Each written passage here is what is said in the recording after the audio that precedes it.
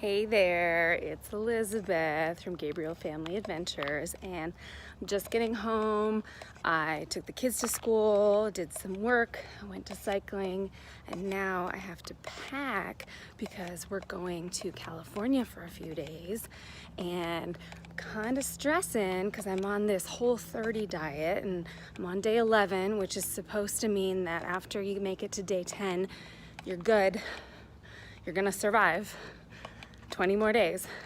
But how the heck am I gonna eat healthy with no kitchen for 3 days? Woo. So I'm nervous.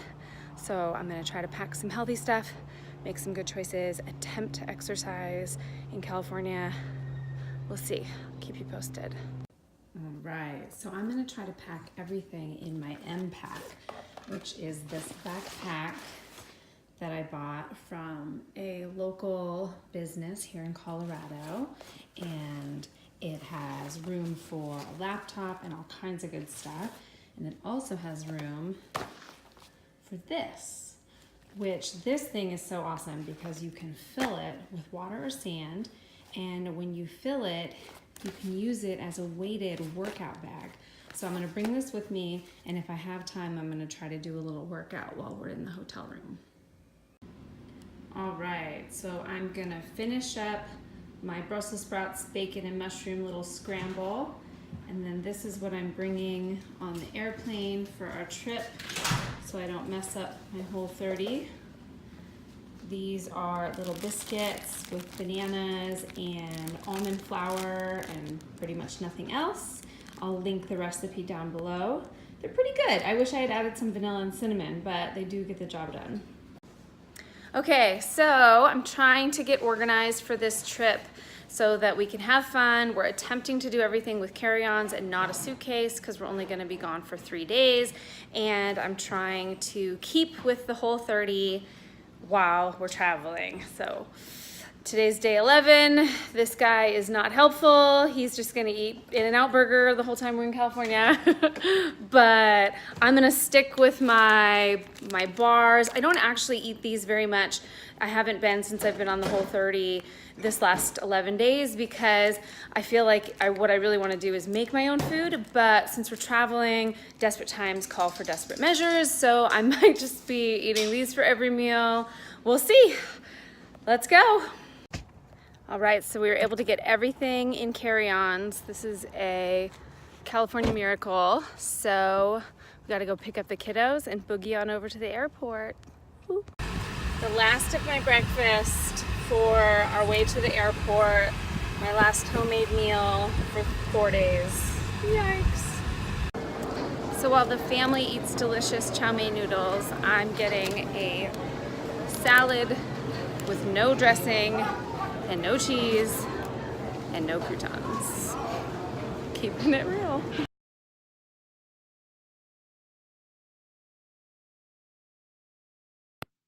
My first time with black coffee because I couldn't pack any Whole30 compliant creamers, and it wasn't too bad.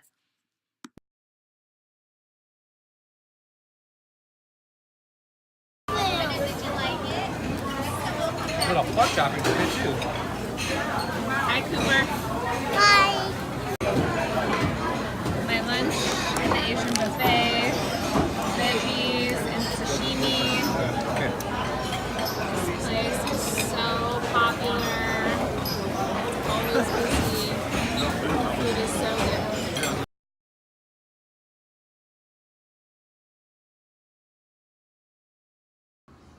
Okay, so we just got back from our lunch. We were at an Asian buffet in Daly City called Kome. It was one of the favorites for my family when we used to live here, and I was trying to stick with the Whole30. I got a few different kinds of vegetables and I just did a quick taste, and several of them, now that I'm on day 12 of Whole30, I can just taste the sugar, so there must have been, you know, like a glaze or something on top that I couldn't see. So I just put that stuff to the side. So I pretty much ate a bunch of sashimi, which is never bad. It's just the raw fish sliced. It was placed on nigiri, which means it's over rice. So I just took the rice, gave it to my kids, and I had that, and then I had some steamed broccoli and some steamed chicken, but they only had a little bit of that. And then I just had some apples and watermelon. What was crazy though is thinking about how much junk I used to put in my body at those buffets. I mean, I would eat the sushi, which was delicious, but I would also eat all the, chow mein noodles and the barbecue ribs and the chicken teriyaki and all that sugar, and it just, I'm putting just junk in my body. So I'm actually feeling like, yeah, I kind of wish I could have a little of the chow mein, but I wasn't feeling as deprived as I was on the first couple days of this. And I also wasn't that upset about it because I'd feel better now. Because usually I'd leave, the buffet, and 10 minutes later I'd feel kind of sick to my stomach and guilty and all that, drama that comes along with food. And today I feel fine. So lesson learned, maybe resist the urge to go to the Asian buffets or, try to get the veggies, but there aren't a lot of options that are Whole30 compliant, even though it was this huge restaurant with all these different things. So good to know.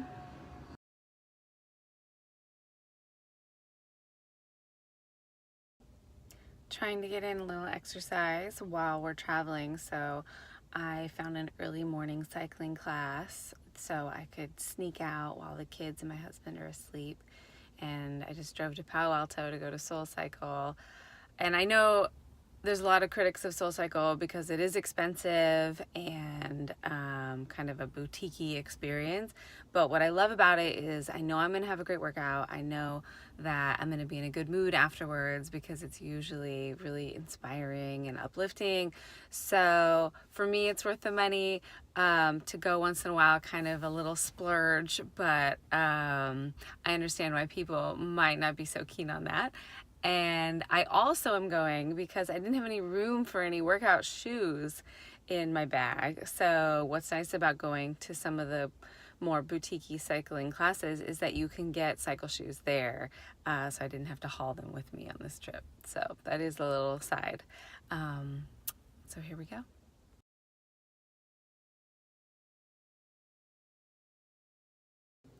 All right, just finished breakfast, and I think if you're traveling, breakfast is the easiest meal hands down to eat Whole30 compliant foods.